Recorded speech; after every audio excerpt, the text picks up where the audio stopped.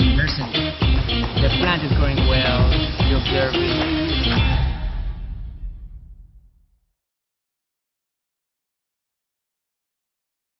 Hello everybody, welcome to a special edition of Roundtable. I'm your host, Heyang. I am in Shanghai.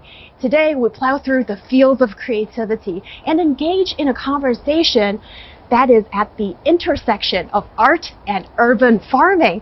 And please join me on this journey to uncover the balance between the concrete jungle and a green oasis. Our journey starts at the rooftop garden at NYU Shanghai, and to give us a grand tour is somebody special. He is the mastermind of this project, half-time gardener, full-time assistant art professor of interactive media arts at NYU Shanghai, Andy Garcia. Thank you for the introduction.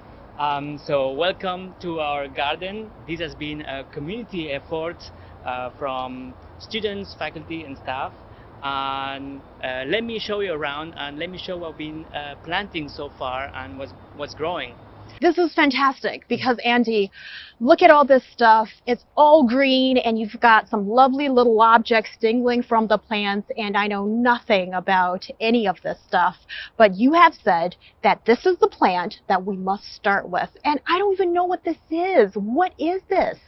So this is a cauliflower. Cauliflower? And these have been planted by students, and you can see they are kind of sprouting. Oh. So it means we'll be able to harvest them soon, hopefully by the end of November. All right. We can eat them. Okay, So, hold on a second. yeah. Let's give this baby cauliflower some spotlight, because Right. it is cute, it is tiny, but you're expecting it to be as big as what we see in supermarkets? Oh, hopefully. Well, that's my hope. And we'll see how large it can grow. It can grow, Mm. yes. Okay, so that's a cauliflower. I had Yes. no idea that it grows from the soil this way, and it's like hidden in the middle of a whole bunch of big leaves. Yeah. And this is what it is. Every day it's a new learning experience in the garden and learning how our food grows. Yeah. It's very fascinating. And yeah, I think that's one of the purpose, that reconnecting to nature and reconnecting with the food we grow, and just be aware of that. Yes. Um, And also, Andy, sorry to stop you there.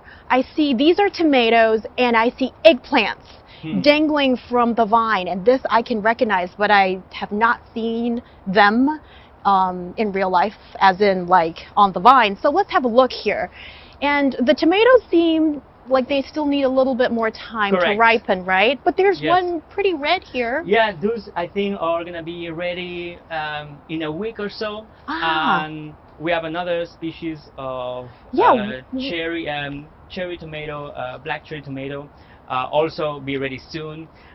We're really happy how those have been growing, and we've been super happy with the eggplant. Ta-da! which, Here comes the we already eggplant. did many eggplant harvests. The first harvest we've had 10 to 15 eggplants, and we cook them on our campus for students. We just fry them in a pan and let people have a taste. Okay. So yeah, this eggplant has been a winner in this garden. Right, so this is a champion of the garden. Okay.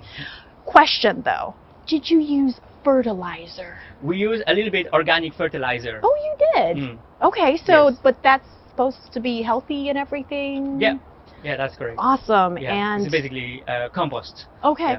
Well, without fertilizer, because you're talking to someone who is a laywoman who knows nothing about this, would you be able to receive such abundance and harvest? Alright, so fertilizer helps to have larger and more vegetables. Yeah. So you could not use them at all, or not fertilizer at all, and maybe you'll have just a few less eggplants. All right. Okay. And I see there's more than a few of eggplants you have here.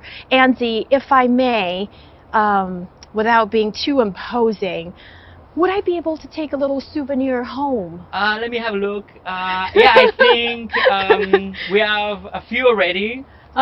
We can harvest right now if you want. Okay, that would be wonderful. Okay. Thank you for being so generous. All right. So how do we do this? I just You're picking up this just pick huge this one like pairs of looks like scissors. can be eaten already. All right, and, so I'm going to carry that. Right, and I just chop it Yep. And there you go. It's yours. You It's can mine? cook it the way you want. Lovely. Yeah. I'm putting it in my pocket. Lovely. I'm taking this from Shanghai, NYU Shanghai. Thank you very much. And this is, okay, let me just hold it then. Yeah. All right. And also, Andy, we see that there is this machine, which I am very curious about. Let's have a look. Yes, let's have a look. And I am wondering if this has something to do with solar panels. That's correct. So that's a solar panel that is powering a bunch of sensors. In essence, is a weather station. A weather station. The reason we have it here is because we want to understand what's the local weather in this particular rooftop. So it's an hyper-local weather station to understand, like, what's the temperature, what's the humidity, are there a lot of winds, how much does it rain here, and so that can give us information on how to better grow plants on our farm. So this all goes down to a computer? Correct. Yeah. So we collect the information, the data, and we can look at it through months or years and see which year had which weather and how those impacted our harvest, for example. All right. So what I see here is one solar panel that is connected to this machine thing, which is spinning as the wind blows. This has something to do with the wind, right? Correct. So this is for the wind speed. That sensor is for the wind direction. That's our water collection system. Water collection. And there's another few sensors that we cannot see that measure the temperature and humidity. Awesome. So you've got this cool machine here, and we've only given you information on a fraction of all the different types of plants and vegetables you have here. And I can't help but wonder that a little bit further away at the edge of the garden, I see this black machine, a huge object that I think belongs in the bat cave. So what is this, Andy? So this is a compost bin, and when we harvest some of our plants, we have a lot of green leftovers or the leaves that we don't eat, and those are have a lot of nutrients in them, and basically we can introduce them inside the bin. Oh, you're opening up the thing, and is it gonna smell? It doesn't smell. We're not very bad at all. careful what we introduce inside, so just like greens and dead leaves, and in what we're trying to do is replenish, compost those leaves, and later we want to replenish the soil back with nutrients. So we can have our soil can be rich again, and we can have another harvest equally as good as the year before. So this becomes the fertilizer that you use to plant the eggplants and all the other goodies you have here. That's right. Yeah. So that's wonderful. In a way, it's kind of a closed cycle. Yes, the circle of life. Yes. Well, thank you so much for introducing me to all of this, marvels of nature, and on the rooftop of such a renowned university, NYU Shanghai. And we are going to migrate downstairs and have more of a deeper discussion about urban farming and all the good stuff that comes with that. So, see you downstairs. Thank you.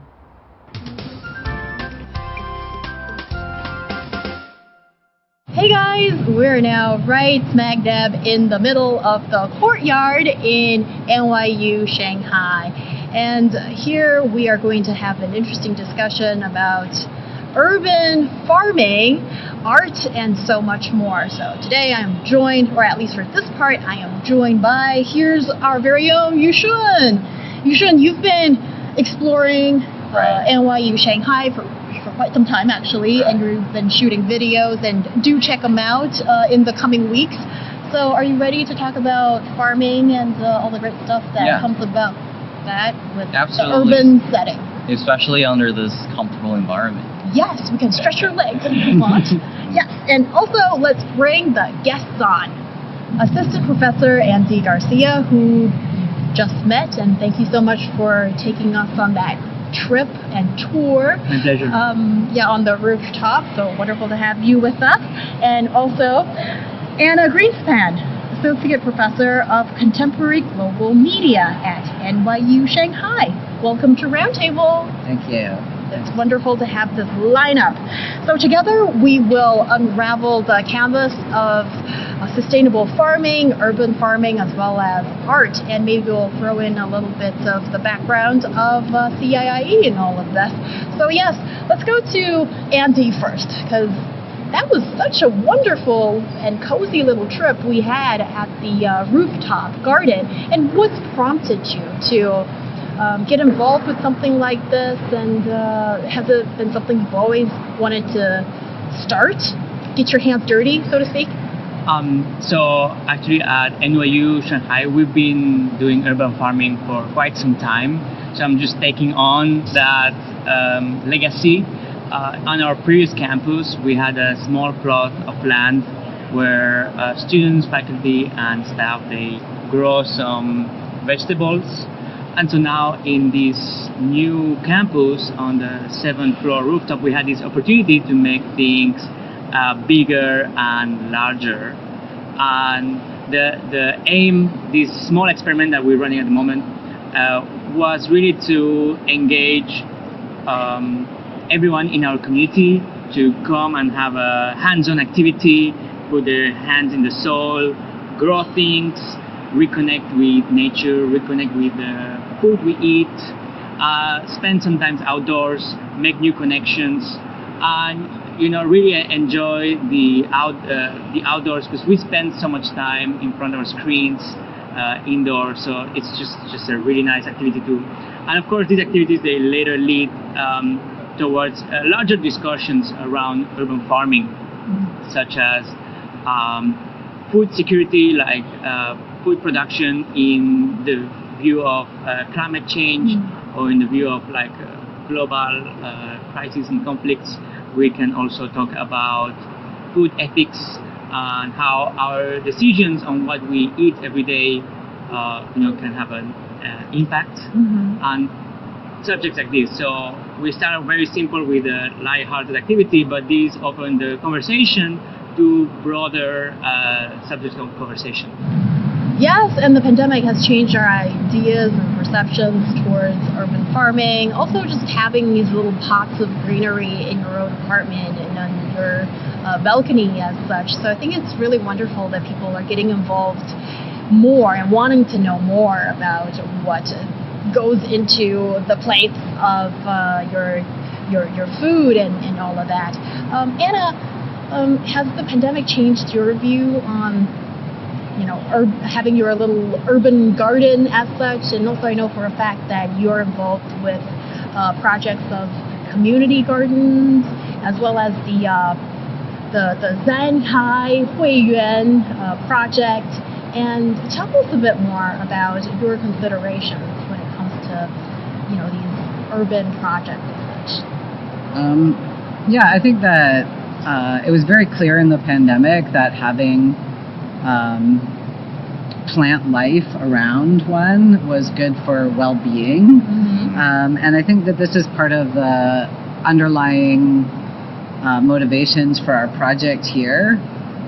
There's a sense that what it is to be a university is, what is it to make a campus, right? It's not just a building, and it's not just a building with outdoor landscape, right?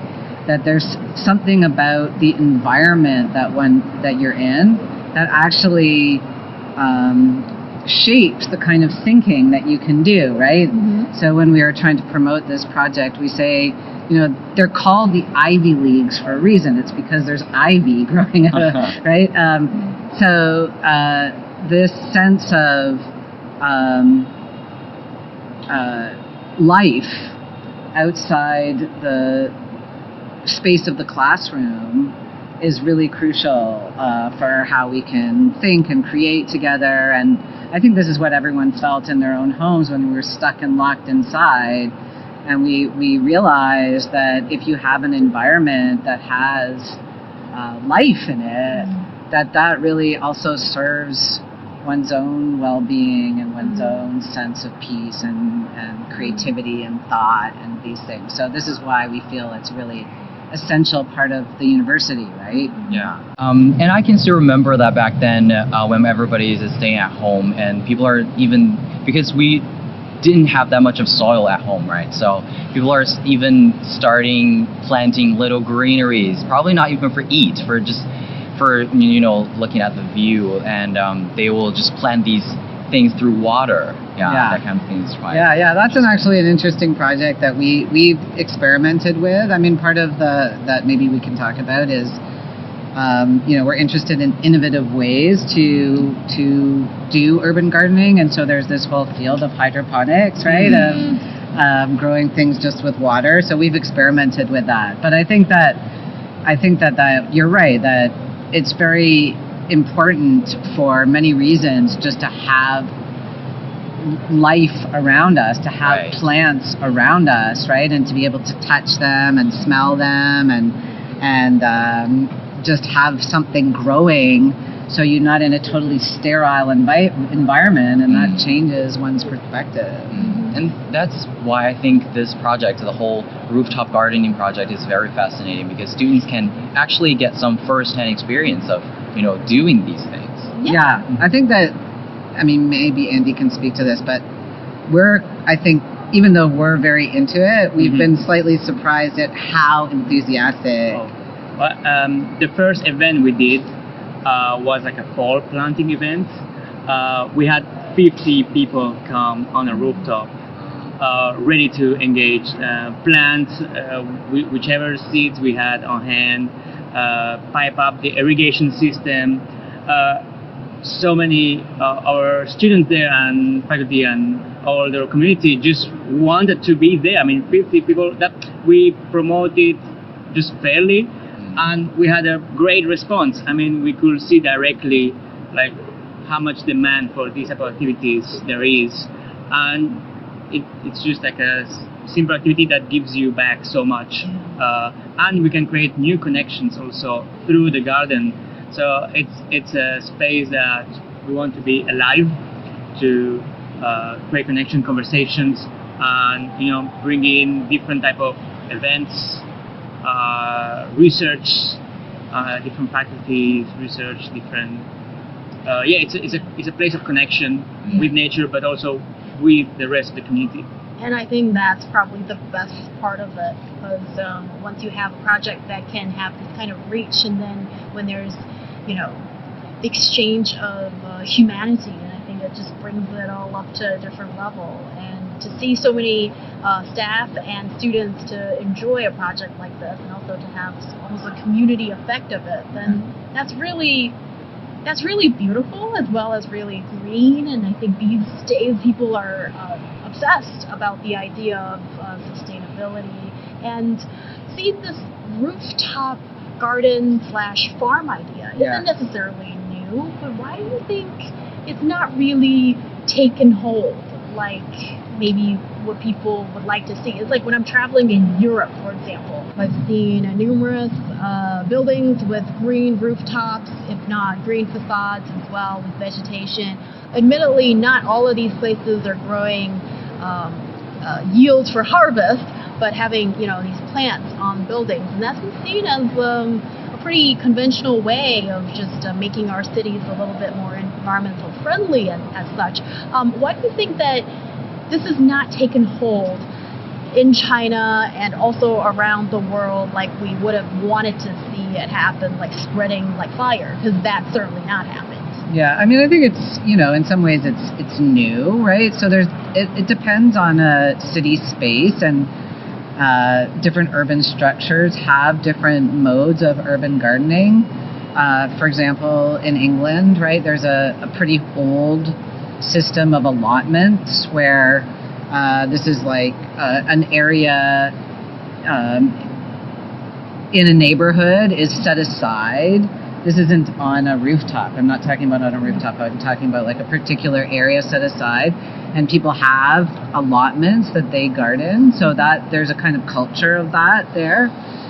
To create something on a roof or a balcony, obviously requires a certain amount of engineering, right? Like you have to think about drainage, you have to think about water, you have to think about the heaviness of the soil and these sorts of issues.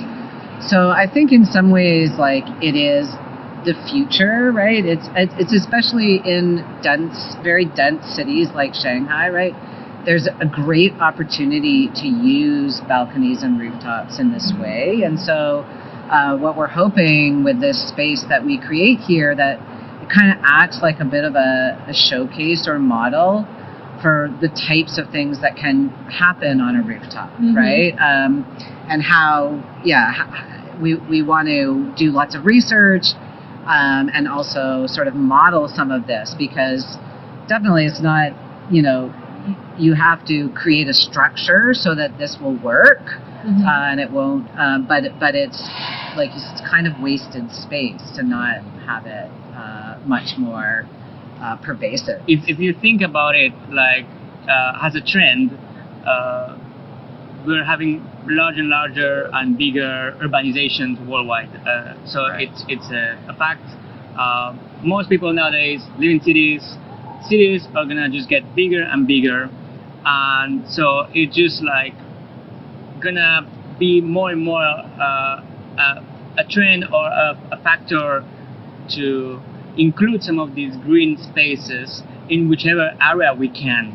And of course, one of the easiest spots we can introduce is and use rooftops. So I think at some point these will catch up. We will catch up with this generation, maybe the future generation.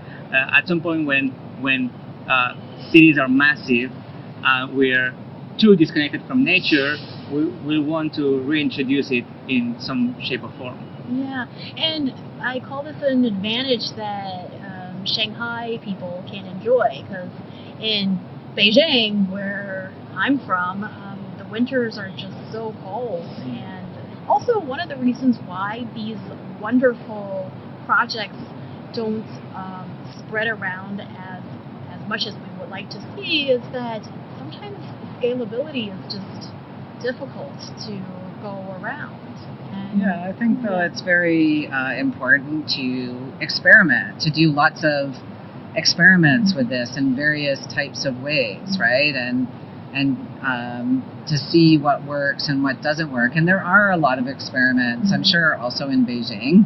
I'm obviously more familiar with what's going on around here, but there are lots of attempts at experiments, and there's a lot of also ground up experiments of people that just kind of want to grow stuff in any areas that they can, right? So I think that it doesn't necessarily have to be a kind of grand vision that takes on, it can kind of start from these small experiments, and then we can see, what works, what doesn't work, that kind of thing, right? Yeah, because urban farming, this idea, if we're talking about it, it's probably kind of a new or niche, but actually when we're thinking about the habit of Chinese people will like to do a little bit gardening, right? They do this like all the time, right? I mean, I actually think that if I can say that when I came to Shanghai in the early 2000s, you had a more experience of people that were just urbanized, who were coming from the countryside. And you would see a lot more people just growing, whatever, under a bridge or along a riverbank or whatever. People in the front yard. People in the front yard. So I think there is a great desire of people to do this, Right. and a great, people recognize the advantage of it, and, well, it's interesting you brought that up, because for Chinese people, although sometimes we do have self-deprecating humor, the observation is that Chinese people like to grow produce. right. You don't grow plants. Right. It's for the food Yeah. that you're putting the effort in. It's not for, that's pleasing to the Yeah. eye. So at least traditionally, that Right. wasn't really the way people look at stuff. And also this is showing my naivete, and partially of it is just intentional, I suppose. Like when Andy took me to take a look at the garden, I had no idea of any of that stuff. Yeah. I had to like look at, oh, there's a ripened eggplant. Okay, so that must be, you know, what grows that, what it grows out from. So it's like, I think there's a whole generation of Chinese kids who are completely disconnected from the food or that we eat and from nature, because that's just not what we're used to, not what you grew up with. No, absolutely, and I think I fell into that category completely. I mean, before even getting my hands on, I also was quite clueless. I mean, one of the aims was also to learn and share the learning, and also understand better the food production system, food nutrition, and this. So one of the aspects that we recognize about urban farming is, okay, we produce food, but there's also other advantages that are beyond food. Is a bit of a therapeutic aspect to it. Like you're there, you're present, you're doing something careful, you're observing if the plant is growing well, you're observing the smell of it, and also that helps you to reconnect to nature, and also understand better the nutrition. And just because now I spend more time in the garden, we have a weekly meetup, and we harvest a cucumber, a radish, or an eggplant, and they taste so good, and it leads me to eat more whole foods, more greens. I mean, if you think about it, in the city we eat a lot of processed food. There's a lot of delicious food, but maybe not. We don't get our fair share of green vegetables and whole foods, fresh harvested. So even though I'm not gonna feed myself or feed the community with this garden, I'm just creating that habit of appreciation with this food, and that will lead me perhaps to make better decisions when I'm in the grocery store and things like that. I think you're really right. I mean, this is part of the trend, I think, of urban garden, right? So if we ask our students, and if I ask the students in a class, how many of your grandparents were farmers? Many of them will say yes, right? But then there's been this process of, like you say, a kind of greater and greater disconnect. So now, if I ask my students, like, where do you shop? Most of them are like, on my phone. And so they'll just look at a picture of a tomato. And for me, that's already kind of weird. Like, don't you want to look at the actual tomato that don't you want to smell it or see, like, that's the choice, you know, that you've chosen that tomato?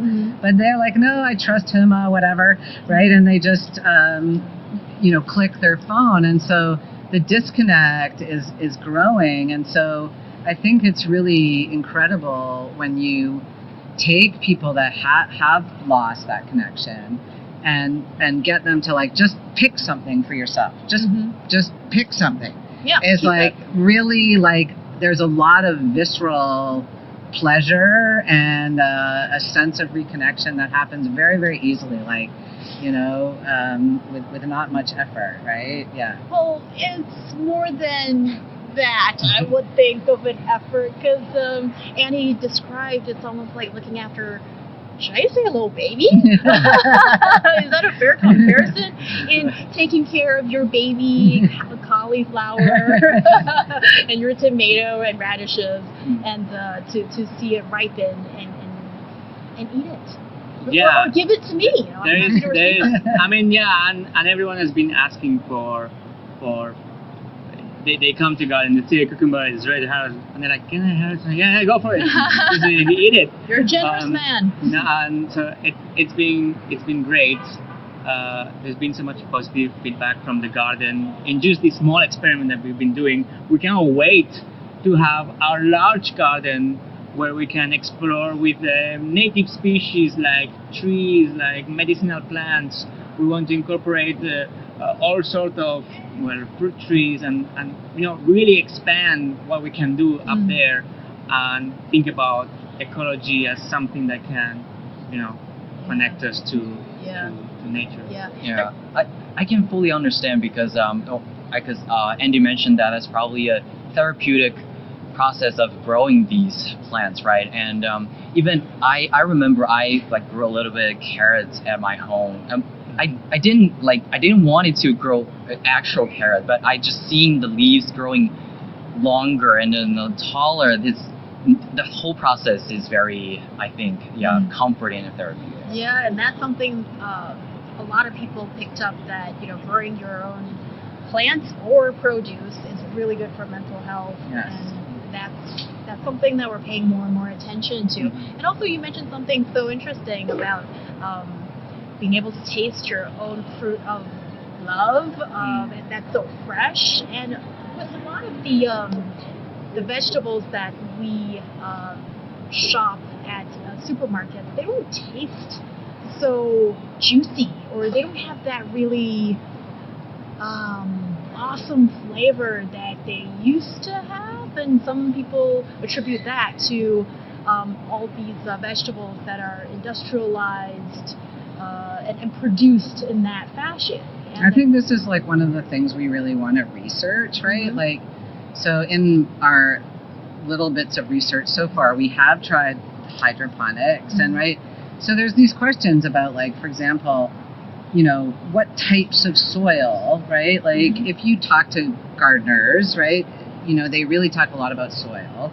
And so our vision for this in its full manifestation is really as a research garden. So, like, you can ask these kinds of questions, right? Like, what happens with different qualities of soil, and how does that affect something like taste, right? Like, we talk, in wine culture, whatever, they talk about the terroir, right? The way that the soil actually affects the taste of something. So we were really interested in trying, like, my own experiment with hydroponics, but maybe that was because, this was just a one experiment, we have to do more, was that the taste wasn't that good. Yeah. And that you really need the richness of soil to, this is obviously part of the reason that Shanghai is so fertile, right, is because it has this, very, very fertile soil. So, we're very interested in thinking about that and doing experiments and researching that. Yeah. Yeah,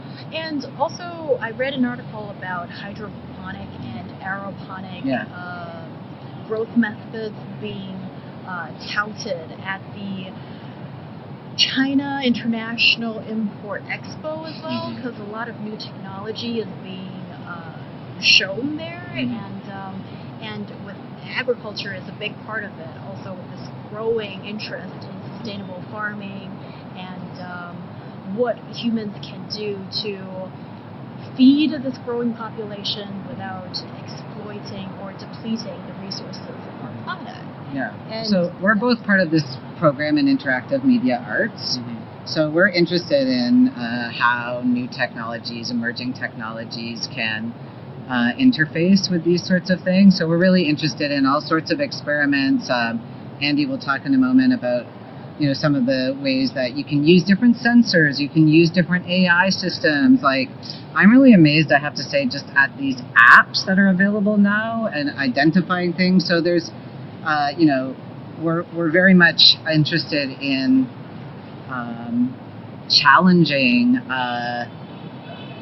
idea that there's like nature on one side and culture and technology on another side, right? We're really interested in thinking about how these things interact, and our project is really about experimenting with all sorts of new technologies. So in my course and my research, I like to introduce a lot of technology and I combine it with urban farming. So I come from a design and technology background, and I have my interest on learning about how food systems works. And so when combining both of them, we work on projects that are like hydroponics, controlled environment systems. How can I grow something the most efficiently possible? So I can, in a hydroponic system, I can use less water, for instance, than traditional culture. So it really speaks to, it's been a quest to seeing how we can produce food more efficiently for the whole population. Because right now, traditional farming, it's has been amazing, has fed the whole population at the detriment of soil quality, big monocultures, sterilization of the soil. And it's like, well, we cannot continue. That there are some challenges need to be addressed. And vertical farming or hydroponics are a part of that solution, I believe. They for sure not by their own. They're not the magic pill. They will not solve all the problems. They probably will be just a fraction of solving that problem. But in the face of global warming and changing weather patterns, all the farmlands around the world are gonna be more exposed, and so this is gonna impact food production in a way or another. So I think, in a way or another, controlling the environment where we grow food is gonna be something that we have to do more and more. Yeah, and absolutely, agriculture and technology is kind of a getting people's attention in recent years, and it can totally reflect it from the situation of CIIE, because I looked up something about this international event. So this year there are so many international companies and organizations from agricultural industry to actually participate in this international event. I think with over 1,000 international companies and organizations from more than 100 countries and regions. That's the number. And within this food and agricultural products exhibition area, there is a actually specialized area for crop seed industry, where some international companies and organizations, of course, such as Bayer and the U.S. Grains Council, gather to actually share their experience, to exchange ideas, and to finally develop the whole industry of agriculture. And also, of course, we know that there are some very many forums during the whole CIE session, right? So all of these things are making this, I think, platform a very international and professional platform for the development of agriculture industry. Certainly having a platform that can get everybody together from different countries and to exchange ideas and have a place where you can exchange. Some of the ideas might still be in its nascent stage, or the product isn't all that mature, but sort of being able to speak with your peers and see what everybody else is doing, what's going on in Spain when it comes to urban farming as such. And then I think it's just a great opportunity for the business ventures, as well as for those who are sort of looking for new ideas for research projects and growing industries as such.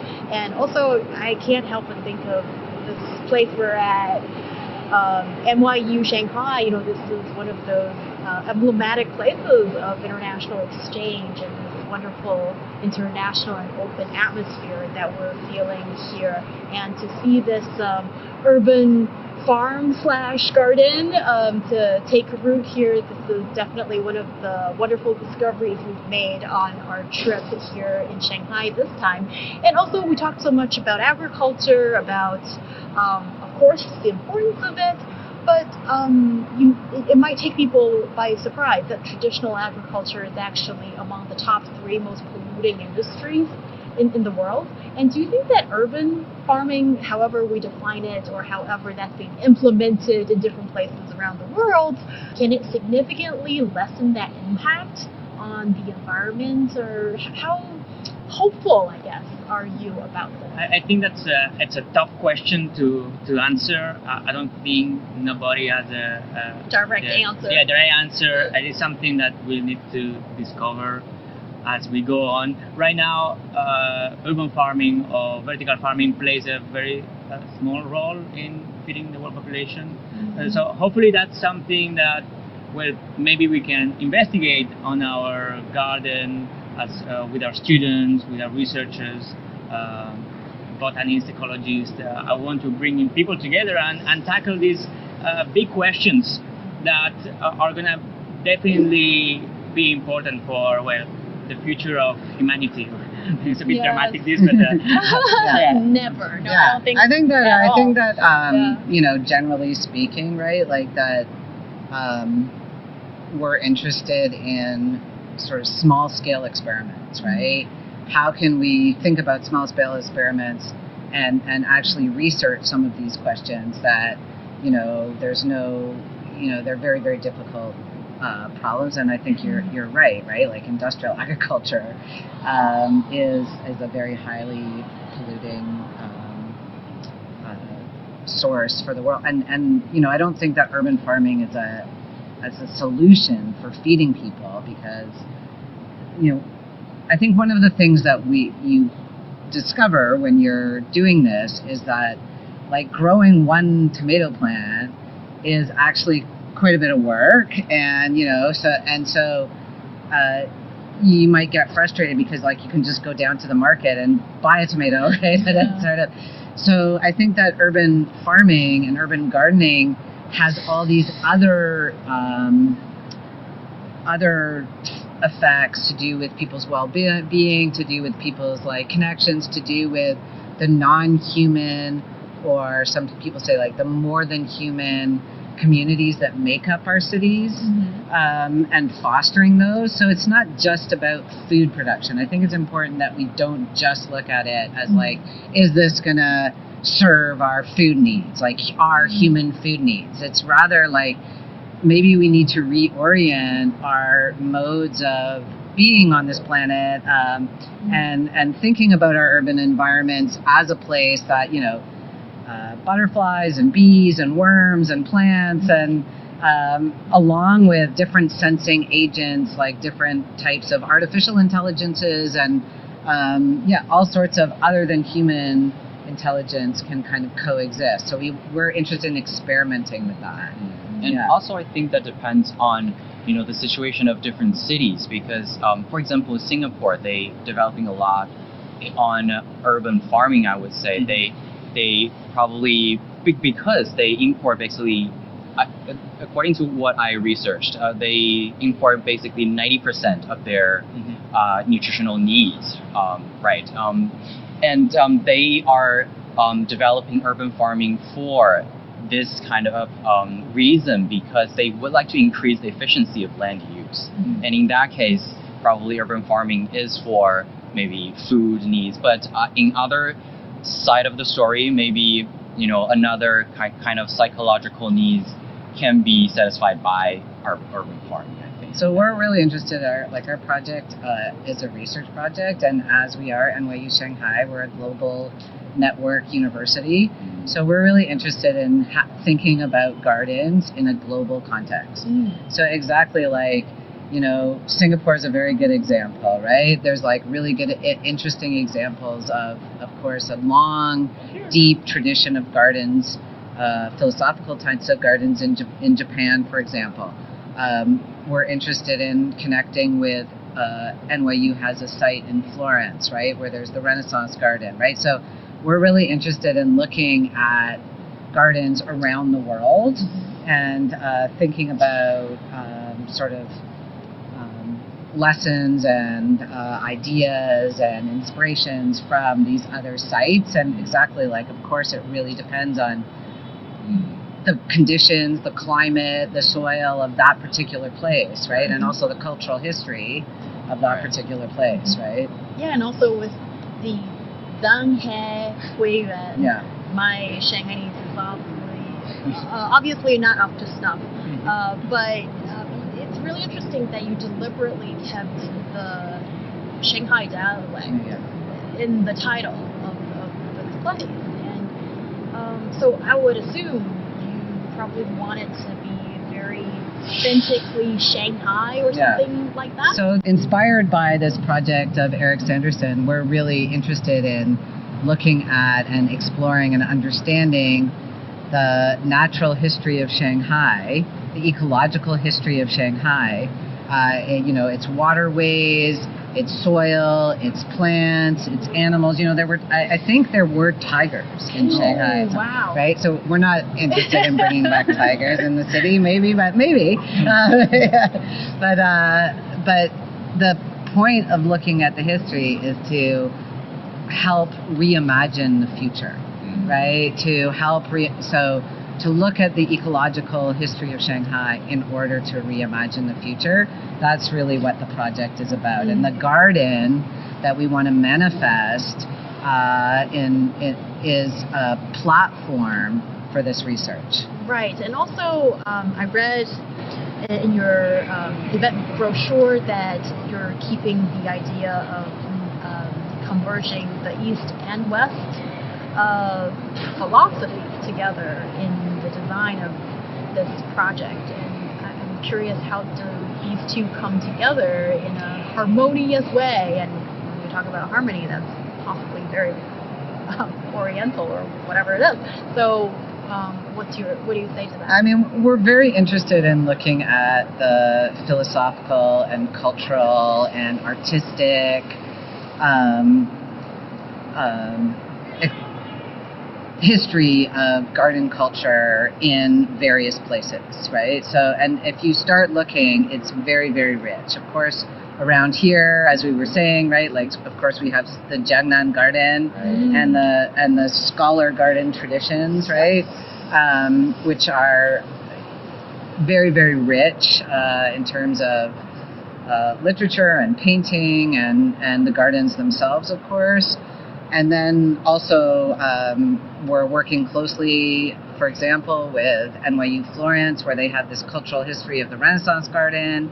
And it's interesting to look at how the different features of a garden, right? Like plants, water, stone, earth, how these different materialities are expressed in these different cultural traditions. So I think we're very well placed to think deeply about these different philosophical and artistic and cultural traditions and think about how they can be exchanged and sort of manifest in certain kind of exchange in like the Shanghai of 21st century. Do you want to add anything to that?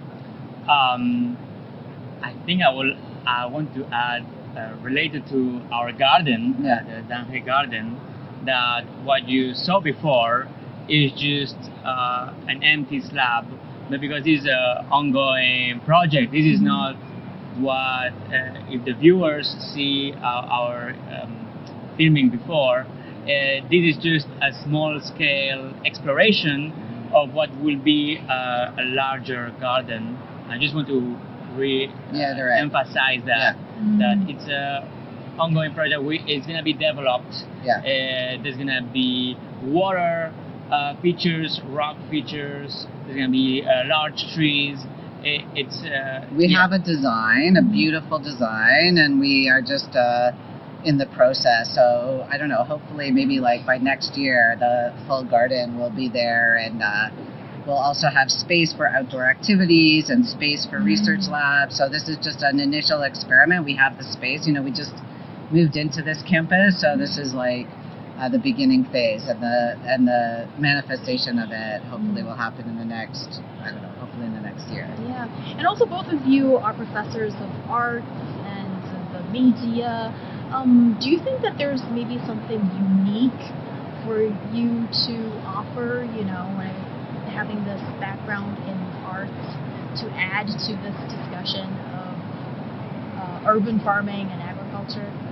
Yeah, I mean, I think that it's very clear from this place that if you go to a garden in Suzhou, right, it's very clear that there's not the line between art and gardens are,